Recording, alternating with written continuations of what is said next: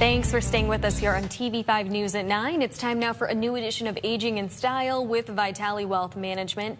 And now that taxes have been hopefully filed, it's a great time to look back and review what drove this year's result, whether you owed more than expected or received a larger refund.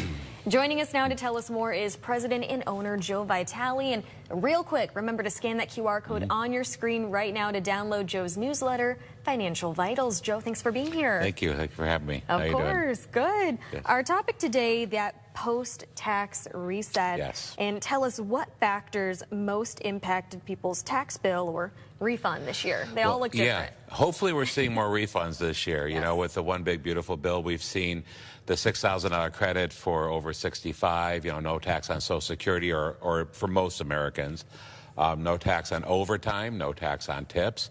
And we're hearing a lot of good positive feedback on that. People are saying, yeah, I got more back than I thought. I've already heard that. So that's really encouraging. So hopefully, yes, we're seeing more refunds and less taxes, and hopefully that's ongoing. Definitely. And what strategies can be put in place this year to reduce our tax bill? A lot of things we got to look at. Number one is if they're in retirement right now, if clients are in retirement right now, we have to look at the qualified charitable distributions.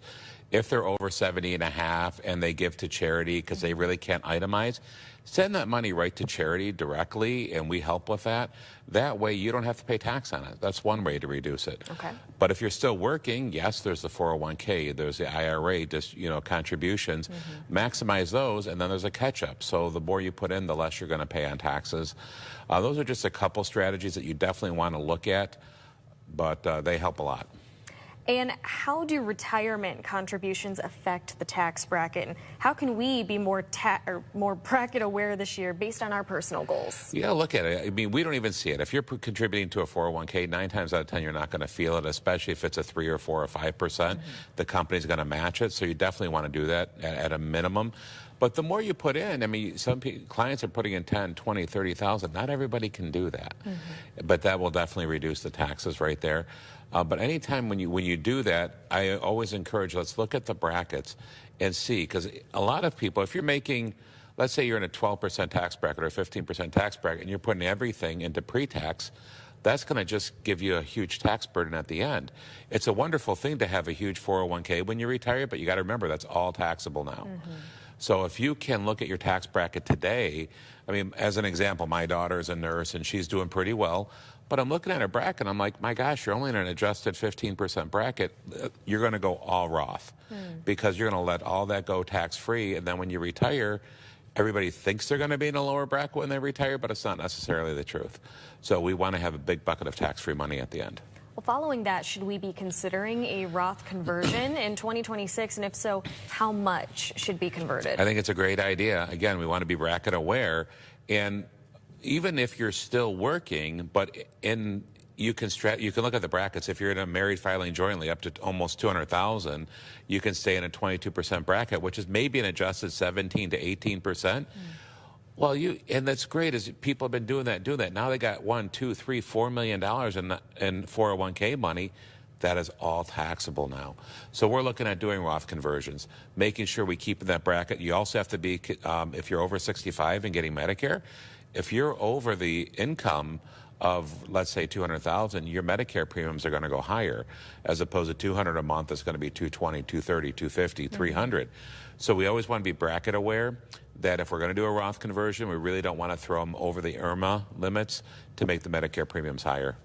All right. And finally, what options do people have for growing tax-free money, or at least more tax efficient? We want to look at a few options. Of course, we know the tax deferral, but let's say you're in retirement or you're earning income and you're like, my gosh, why am I spending all this money in taxes? You've got money sitting in a bank or CDs. We'll put that into a tax-deferred annuity if that's the case. If you don't want to pay tax on that, that's one way to save money on taxes. You're going to get better growth of 5, 6% and no risk and no fees and tax-deferred growth. Another way is you could be doing everything right, but let's look at life insurance. Even if you don't need life insurance, for the tax-free benefits and for the living benefits. It helps with long-term care costs. It helps with tax-free retirement income and tax-free death benefit.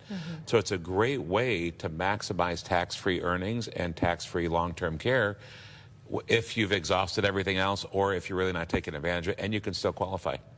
All right. Well, finally, for those still filing their taxes right now, Yeah. Joe, any final reminders or tips you want to give people? Anytime you want another review, get a second opinion, we can help you with that, or look for ideas to save money in the future. And a lot of people just don't know. They're like, we've been doing everything right. Well, you have been, but your plan is kind of incomplete. Let's look at completing the plan and look at strategies to maximize savings. All right. Well, Joe, thank you again for being here this morning. We appreciate you. My pleasure. And don't forget to get market updates and more through Joe's newsletter, Financial Vitals.